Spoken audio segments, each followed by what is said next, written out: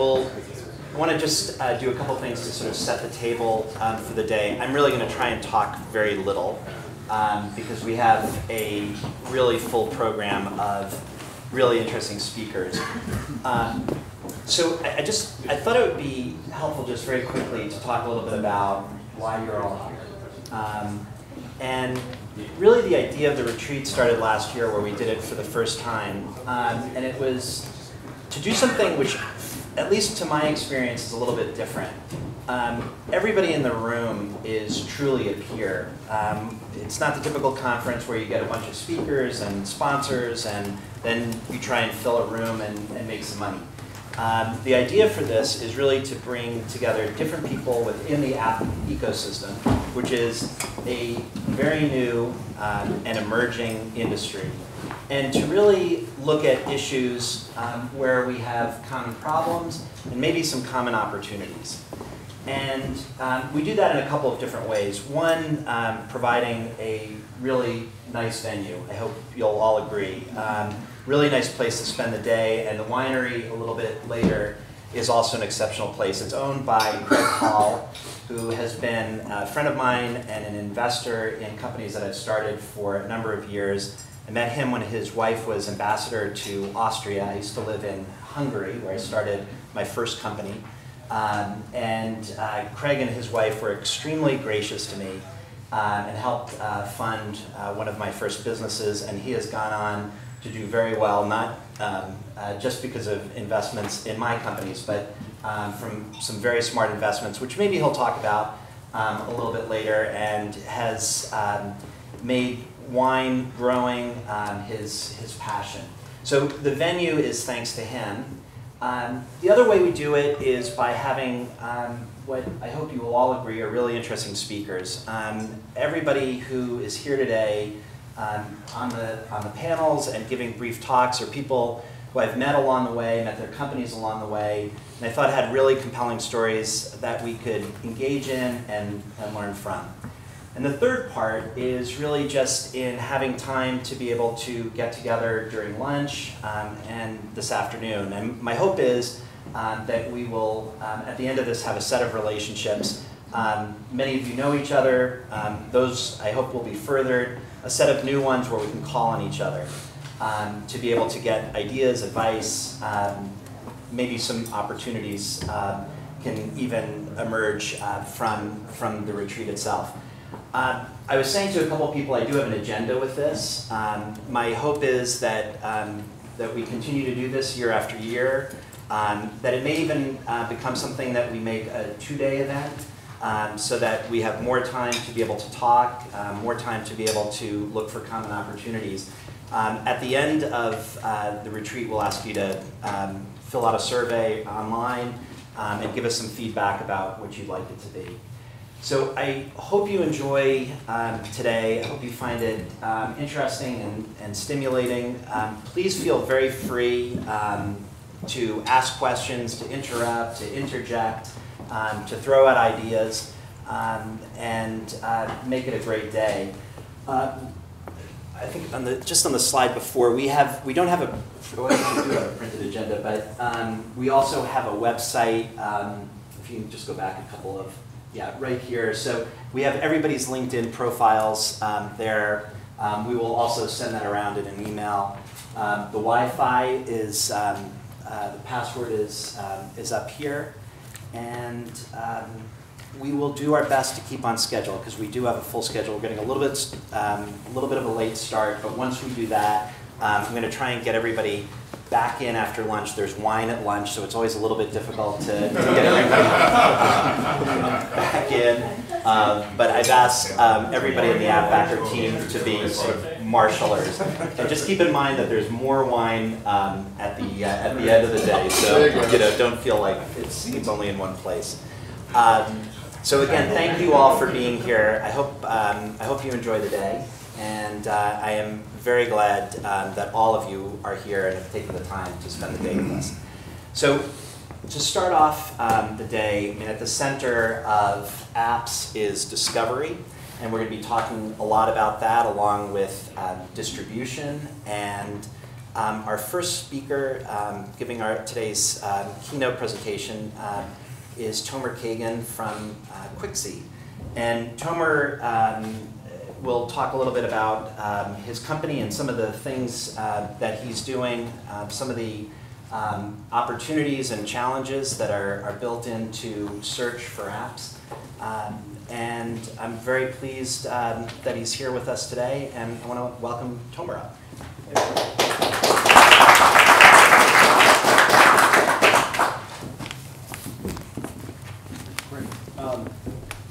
Sure, thanks a lot for the kind introduction. And I'm actually going to do the presentation a slightly different approach. So I think many people in this room have actually spoken to in the past, and so I believe many people in this room actually know what we do. So I'm not going to take too much time to go over it. So as Trevor said, my name is Tomer. I'm the CEO and founder of Quixey. We in Quixey believe in discovery of apps. We believe people should be using 60, 100, 200 apps in their everyday life, seamlessly, flawlessly, through every experience, and enhancing their life through those experiences. We work with partners. We work with carriers, device manufacturers, operators, third-party app ecosystems, and we work with them to actually derive a better app experience, an app discovery experience. So that's what we do as Quixey, and if you have any more questions, you can speak to me, you can speak to Jacob back there, our head of business development. And like I said, I think many people in this room have actually spoken to in the past. So that's Quixey. I actually want to talk a little about the challenges and opportunities around the app ecosystem and the growth of the app ecosystem. Over at Quixey, we're actually able to see a lot of information. We work with many different partners. We we basically crawl app data all across the web, and we have one of the largest collections of apps in the world in our directory. And we see a lot of trends. And I think sometimes those trends are overlooked. Many times I think, as I speak to investors, are looking at the trends today, but aren't really seeing the tip of the iceberg of what's happening 6 months, a year down the line. So that's where I'm going to go with this presentation. So move on. So let's talk about sort of what is apps and the growth of apps. I kind of want to highlight sort of the early days of apps and the early days of the web, and just kind of show a correlation. If you actually take a look at it, you'll see that the growth of all apps across all major app stores and the growth of websites, and today there are roughly 196 million websites, actually parallel very, very closely. If you look at what's happening right now, they're continuing parallel very, very closely. So the growth of apps is actually looking to be about the same growth of websites. Now the reason that's interesting is it parallels itself all the way up to 96, and if you actually go the last couple of years, last 2 years of app growth, same thing around 97, 98. The funny thing is the web had an explosion around 98. The amount of sites actually took off, passing 1 million, jumped quickly to 15 million, and after that to about 60 million. And so the question is even though we've been keeping up with websites as apps, is that same explosion going to happen? And I think that's a very, very interesting question, and I wanted to explore some of the things that are influencing that. Now, we could take a lot of time talking about challenges. I think people are going to talk about monetization. That's like the known huge challenge. How do you monetize every app? I'm going to kind of avoid that. And I'm going to be avoiding the word challenges. I'm going to talk about opportunities, because I think every one of these are basically opportunities. I think many people in this room are taking advantage of these opportunities. So what happens when apps grow, right? Let's look at the scenario of what happens if apps do take off. What does that mean? First of all, it means where do they live? Apps, it's kind of this weird definition. What is an app, right? If you talk to the guy in Mozilla in the room, he'll tell you, well, an app is just an HTML5 website. And an HTML5 website that can be wrapped around something that you call an app, same thing as an app, right? It's functionality. You talk to the guys over at Google about the future of Google Glasses, they'll tell you, well, apps are going to be running on Google Glasses, right? So you're going to be talking to people who run PCs, people talking tablets, car companies. If you talk to Ford, you talk to BMW, they'll tell you apps. Well, apps are just the new way you're going to be interacting with your car. You're going to be talking to guys over at Samsung, and they'll tell you that TVs are the future of apps and app discovery. So what are really apps is kind of this interesting notion. And it's not just in hardware. You also look at companies like Salesforce and Evernote, which are creating very large app ecosystems. Evernote just passed 9,000 apps in their Evernote trunk, which is quite a daunting number. So when we look at apps, you have to remember apps basically live and exist across many ecosystems, across many devices. And here in Silicon Valley, we oftentimes forget this. and we forget what the rest of the world is experiencing.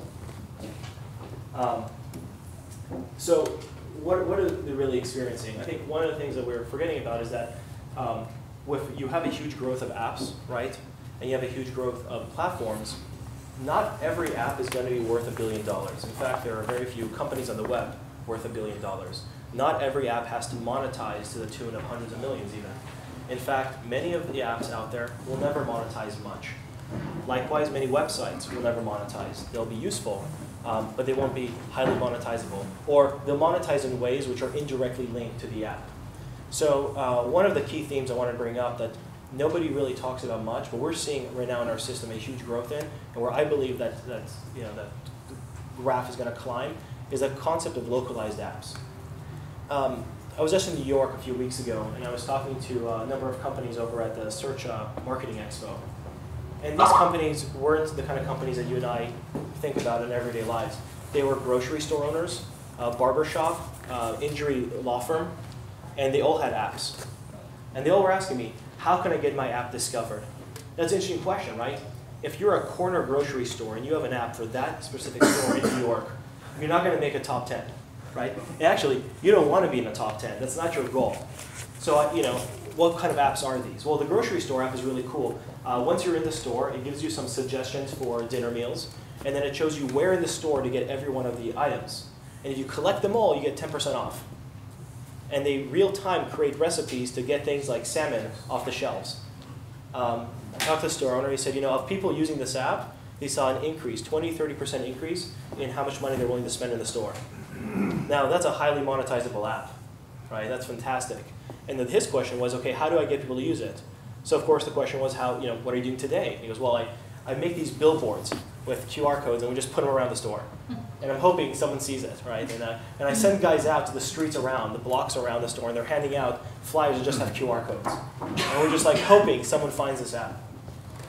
So that was very interesting, right? It's like this app. You have something like a barbershop, same thing as the personal injury lawyer. You also have things like, as the example shows there, Dreamforce, right? Dreamforce had actually an entire suite of apps just for that event.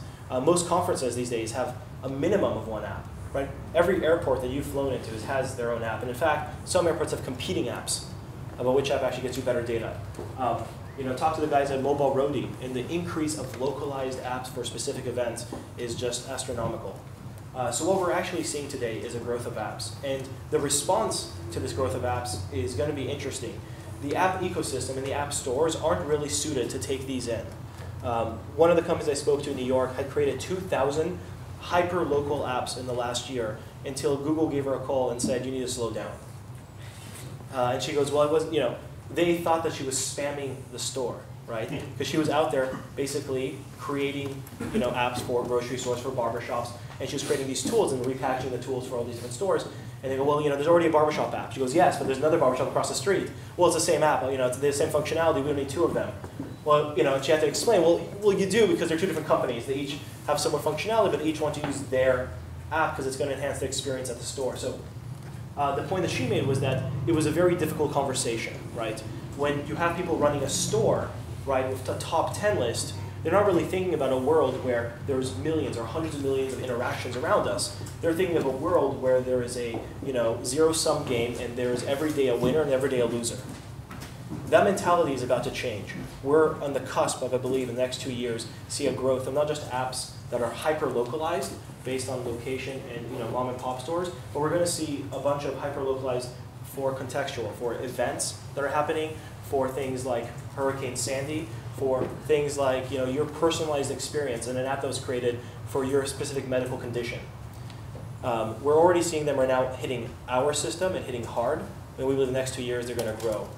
Same way that HTML5 apps are going to make it much, much easier, and they're going to start growing. So we really believe that the whole store ecosystem right now is in threat. And then every time there's a threat, there's a great opportunity. Okay, so why is this happening? Why is this hyperlocalization happening? Why, what am I even talking about? Why does it matter?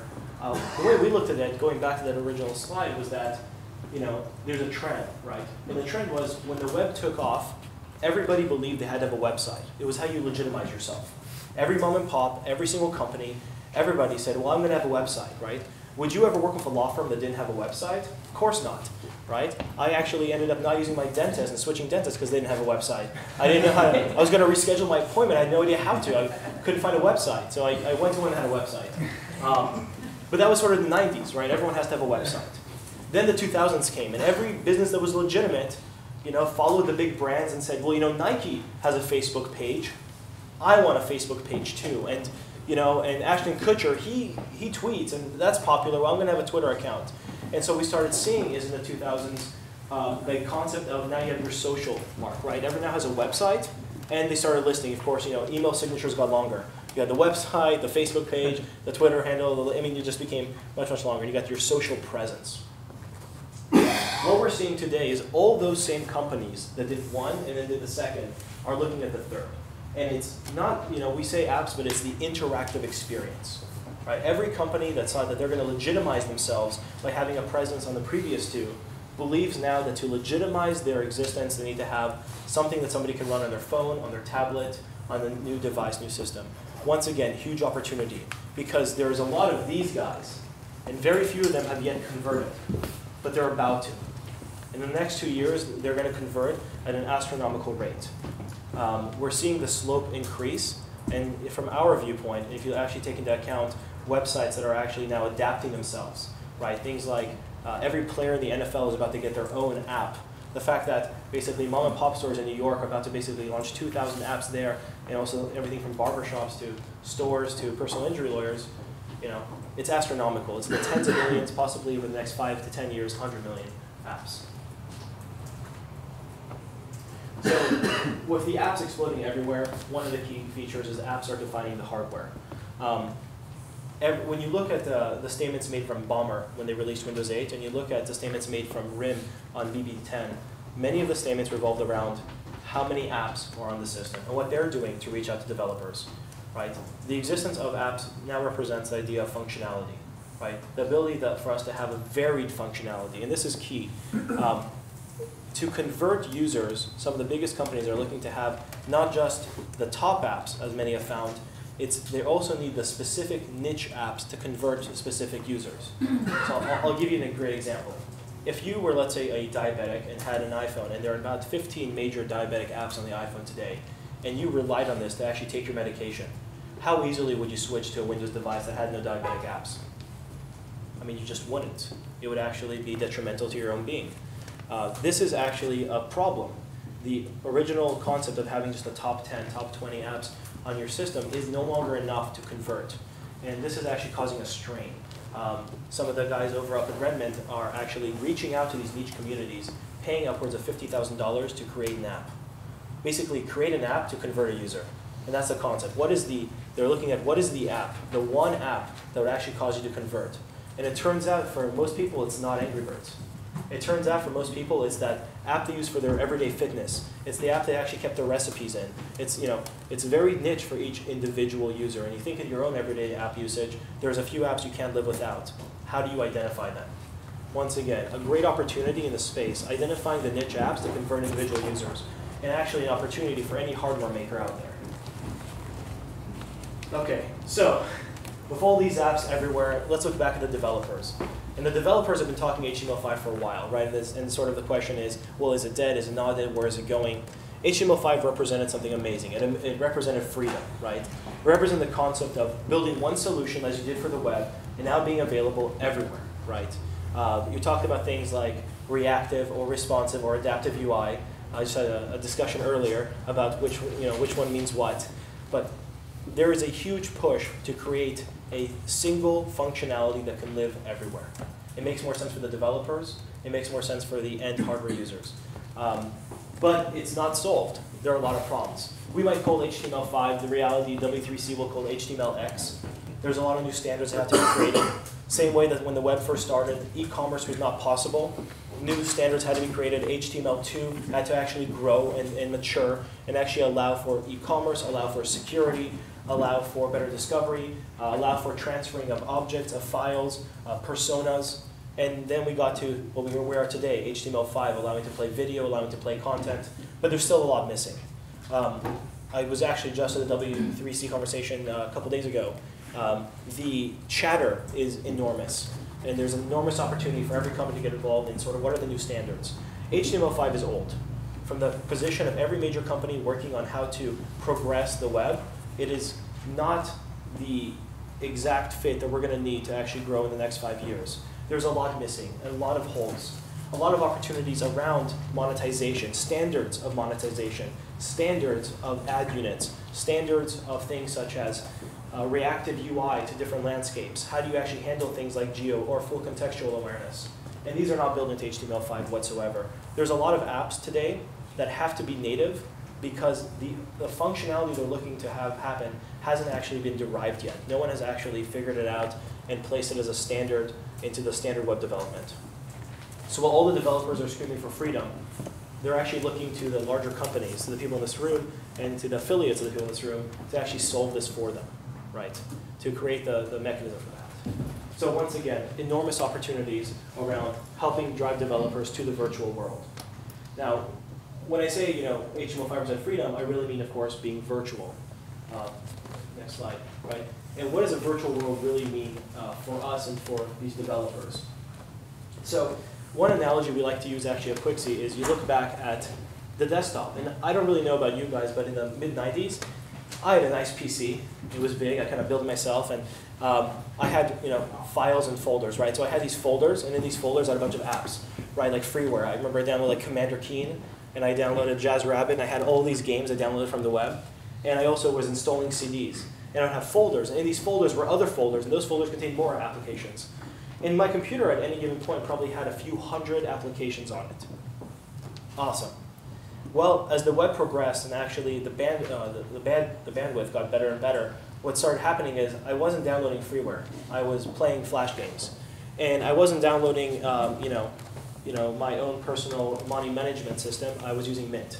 And email was no longer on Outlook. I was actually just going to Gmail. And slowly but surely, more of the applications on my computer went away. Actually, if you map this out, the rate of application downloads is inversely proportional to the rate of PCs. What you see is the growth of the Mac had almost everything to do with the fact that people were no longer downloading applications. The advantage the PC always had over the Mac is the fact that there was like a few orders of magnitude of applications, some which are highly necessary for business and for your personal life that were actually running on your device. It was the Macs in the late 80s, early 90s were nice toys, nice educational tools in the school, but you couldn't really bring them into the office. You couldn't really bring them to your home if you wanted to do anything serious. But as more and more of that functionality was moved to the web, then it became who has the better UI, who has the better UX, who has the best experience of actually going onto the web. And that basically barrier to entry dropped. At the same time, what we're seeing today is with devices, it's all about the native app, right? It's how many native apps do you have, 60, 100?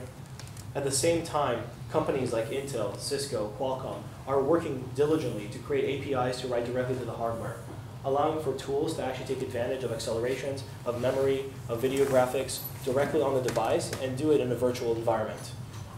For any of you who've actually visited Qualcomm recently, they have a really cool demo of a real-time racing game that you can play on 2 different phones, and it's actually fully virtual. And it's pretty damn amazing. It's better than almost any native racing app I've ever seen. And it's run virtual. This is going to happen, right? Why? As I said before, the developers are asking for it. They are demanding it. They don't want to have to run and figure out how to use 500 different Android devices. They want to figure out how to actually create a solution that the same way the browsers are able to adapt, they can adapt for various browsers. It's easier to adapt to a browser environment than it is to just every hardware environment. Once again, a great opportunity for every hardware manufacturer, for every company looking to create a platform or service to help bring these apps forward and how to help make that transition from that % of native to virtual. Finally, excuse me, yes. before you go on, can I just ask you a question? Of course. Along those lines? So when we have our PC, right? Yes. It's usually a hardwired connection, Yes. and so we can do all the online services much easier. Yes. So with the mobile, right, we don't get that good coverage like half the time. And then secondly, there's now limiting bandwidth. We don't have the unlimited data plans. It's almost it's a different scenario. how do you reconcile that? Sure. How will that be reconciled? So I think what you have right now is already increased bandwidth, and I think you're going to keep having better and better bandwidth. I think those limitations are going to tumble the same way it actually is happening in London. If anybody's actually been in the UK recently, you know there's a company out there called 3, right? Li Kai-shing opened up a company there, 3. What 3 has brought was unlimited bandwidth, and they are converting users at an astronomical rate. Astronomical. It's an opportunity, right? As more things, or as we do need more bandwidth, any limitation on bandwidth creates an opportunity for someone to come in and create a better pricing model. Bandwidth is getting better, substantially better, to the point that there's actually little difference between running a YouTube video on my phone than it is on running my PC from a UX perspective. I think that's oversimplifying. Of course it is. I'm from Deutsche Telekom, the venture arm of Deutsche Telekom. And it's not a physical problem, it's a process problem. So you could theoretically invent new algorithms to use the spectrum that we have more efficiently. So people say, oh, but the spectrum is limited. But there's no reason why we shouldn't have better algorithms. The problem is you need a standard, so it's actually interchangeable. Yes. And that means in order to get to the standard, you need those processes, and that's going to take like 8 to 10 years. It might, yeah. It'll take a long time. I agree. The second problem is because everyone is hyperlocal and moves around and is very mobile. It's really hard to create a rollout structure for broadband because you basically need to roll out broadband everywhere because you don't know anymore where people actually are. And just saying, well, we need a good connection in San Francisco is not sufficient. You actually need to really have a connection like in every street. And there's a limit on the cost side on that. Like a meter of fiber, for example, in Germany costs around 8,000 euros to roll out. So I'll tell you something. I just bought a new Audi, and I'm paying monthly subscription for broadband for my Audi, right? And that Audi actually is a hotspot for all my devices, and it's fast, really, really fast. Yeah, I'm just saying it's a matter of scale. I agree. I think the issue there is, but I think everyone's working on it. Everyone agrees it's sort of a problem that needs to be solved. Yeah. I saw a really good technology actually the other day that was actually working on making video better by actually using the concept of when you download a video, let's say from YouTube, you're actually at the same time creating a bit of a hotspot to redistribute it. Because the concept of things like video content are one of those things where it's a zero sum of it. There's all of a sudden a hot video everyone wants to watch. So if everybody's downloading at the same time, you can actually create a really instant hotspots everywhere that are basically sending out this video and actually utilizing everyone else's device to cause this faster redistribution. Whether this company will take off, I think not. But the concept is they're working on it. There's financial backing. There's conversation. And you said these algorithms, these standards, are in hot debate. These are not I'm not describing solutions. I'm describing opportunities. And I think that companies like Deutsche Telekom are in a great position to try to solve some of these problems. But I think that companies like Deutsche Telekom are looking to Silicon Valley to find help, to create. But he makes a great point about the infrastructure costs of maintaining this, right? This is all great if you're in London and San Francisco. Right. Drive your Audi out to see Mount Rushmore, and how fast do you think your broadband is in the middle of South Dakota? Right. So you virtualize your world. You're dependent on the cloud and your bandwidth, and now you're going to go outside of the huge population zones where it's not commercially reasonable to put that infrastructure. But sure. Also on the caching algorithm, caching actually the one that is most requested is a bad idea by any caching algorithm. It's counterintuitive, but there is a reason for that. So in general, also in the broadband rollout, what you're talking about, like the sharing of bandwidth and stuff. We have a huge problem with that already, with some real noise problem, Wi-Fi noise, right? RC noise. I mean, there's a huge problem with that, and that's also the reason why OnLive folded, right, with the pixel streaming, because it's really hard to scale that. I'm not talking about the early adopters. I'm not even talking about the first wave of Facebook 1.0 and Twitter 1.0, right? I'm talking about this on a huge scale, and that makes it very, very difficult. So I'll give you an example. In Q1, Firefox OS is going to be rolling out, and Firefox OS is basically built. It looks like it's it looks like it's apps, but it's all HTML5 basically, or HTMLX, whatever you want to call it. There's actually some really cool things that they've done. For example, they actually cache the entire basically site and its functionality in memory, in a sense. They make you think you have a native experience because you've actually just downloaded everything in the background, and then when you have a connection again, it kind of like resyncs. Is it a perfect technology? Probably not. I've played with a few of the devices, and it's okay. It does some okay stuff. Is it going to improve? Probably. I don't think that Mozilla would be as bullish on it if they didn't think they had a plan over the next couple of years to improve it, and they didn't think that there was the infrastructure to help support that. I think what I guess I'm saying to you is that you're right. It will take a long time to build the infrastructure. In that time, there will be a lot of solutions to help make up for that. Yeah. And I'm not saying overnight. By the way, native goes to digital. I'm saying there's a drive, a beating drum. The same way that I still download apps to my computer. I still run Excel locally because I don't trust Windows to run Excel, Excel 360. There still will be native apps, but I think every low-hanging fruit will start moving virtual. And I think that's sort of important to take a look at is, all the technologies that can help make that happen. So if that's the case, you say everything is going to move virtual. That's what you just said. Everything's going to try to. I'm going to try to. It's going to try to move as much as they can from having to live 100% native on your device. Yeah. Okay, so in the last 4 years, whenever there was a new iPhone released, people compared it, does it have a better processor? Who has the best screen? Who has the best hardware integration? Who has the fastest? Who has the most memory, or best memory, or fastest memory? So every time I see comparison of mobile phones, of tablets, of anything, I always see the comparison, how good is it, right? So we get a thicker and thicker end device. It's not going thinner. So the question is really, if that's really the driver, at some point, I mean, the driver really is how fast can I use applications, how many can I use on them, and I don't see the inflection point yet that people are saying, okay, guys, let's scale back a little bit, let's put the old chipsets in again, and so I don't see that really. I think if I could just sort of hazard a guess to how Tomer would respond to that. It feels like what you're describing sort of happened to the PC a number of years ago, right? Because it used to be where you go into Best Buy or whatever, and you would actually really want to look at the specs of the PC. Mm-hmm. Like what's the RAM and what's the CPU and blah, blah, blah. Now, you kind of don't care, right? Like, I mean, like for regular consumers, I don't really care. Because they have been around for 16 years now, and right, and this has been around for 5 years. Yeah. Right. So is it It's going to be around for 1 year, so it's not 15. Right, so will it take 15 years? I think that's up for debate. Maybe it will, maybe it won't. But I think the point is that right now we do care because we are running everything locally. As incrementally, not overnight, things move virtually, then the specs on the hardware become less and less important. But yeah, that's going to take. Right. But anything you really want to do on a PC, I mean, really, other than browsing the web, is stuff that happens locally. You want to edit photos, you want to edit film, you want to do creative work, it happens locally. Actually, editing photos is actually moving at an astronomical rate online. Yeah. Well, I can get the full function of Photoshop, the full functionality. So Adobe is working on a full function Photoshop that's purely virtual. It's about to be released. I mean, I've got gobs of memory, huge amount of processing power. How do I get that? That experience. Sure, but I'm just gonna. Just for the sake of moving on, we can debate in the break time. The only thing we haven't even gotten started. So just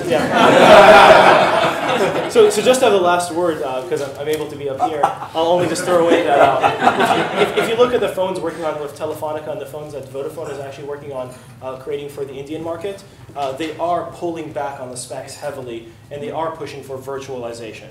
I mean, Vodafone is pushing for a $40 phone to hit India, and the numbers I've seen with Telefonica and Mozilla, which aren't released yet, are just, I mean, it's just ridiculous. I mean, that's completely different. So we can talk about. But the point is that there's already the push of maybe some people need all the extra hardware, but maybe not everyone does yet, and it will take many years for everything to kind of work out.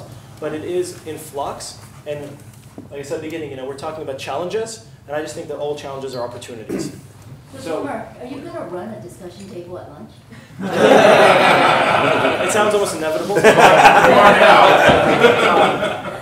So the last thing I want to talk about is this concept that we constantly see, though I think is going to be made more clear very, very soon. I'm going to just touch on it very lightly. And this concept of websites and apps and web page functionalities. Oftentimes the comparison you see on the apps versus the web is this comparison. People go, okay, there's about 1 million apps, and there's billions of web pages, right? The last number I pulled up just yesterday before coming here is 196 million websites.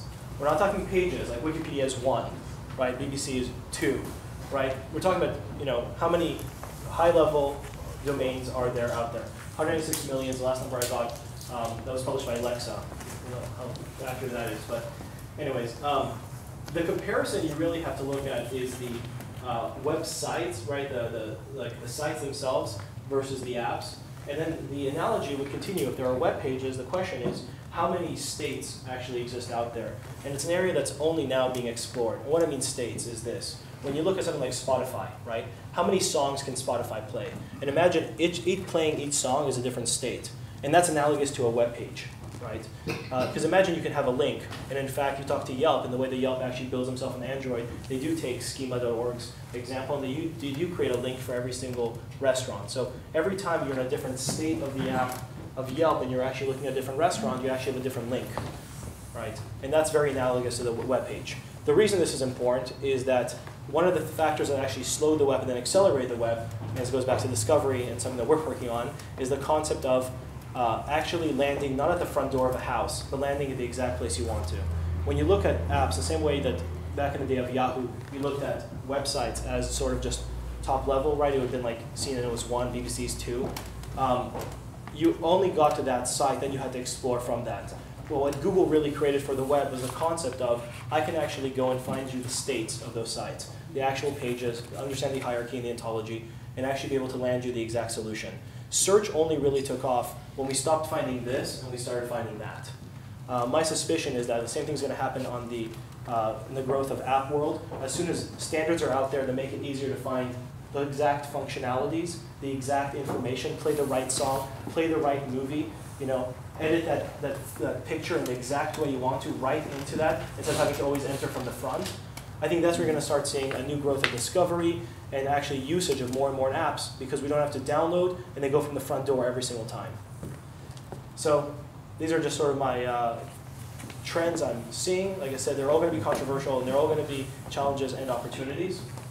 So finally, I think it really is a new frontier. You look at all these and you start stacking all the challenges as we start talking about it. All these, is it the algorithms, the sharing?